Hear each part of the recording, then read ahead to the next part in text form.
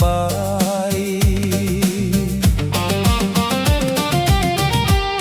អ្នកនៅភ្នំពេញអ្នកនៅស្រុកស្រែចំការមិនថានៅទីណានិងអ្នកនៅក្រៅប្រទេសផងសុទ្ធតែខ្មែរតែមួយកុំភ័យមកបងមកចុះនួលអងមកកំដររំលេងកំសាន្តខ្មែរតែមួយ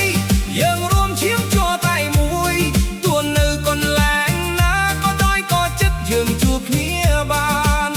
រំចង្វាក់កុនត្រឹមលើកដៃសំពះតាមសំតានខ្មែរអើយរំបានសប្បាយគ្រាយសាមគ្គី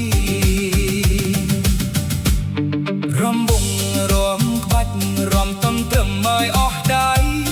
មិត្តភក្តិប្រស្រីញញឹមដាក់គ្នាអត់មានពីសេចក្តីនឹករលឹកហោះឆ្លងដែនជើធីបងអូនគ្រប់ទីស្ទីមកក្រោមជុំគ្នាឲ្យសប្បាយ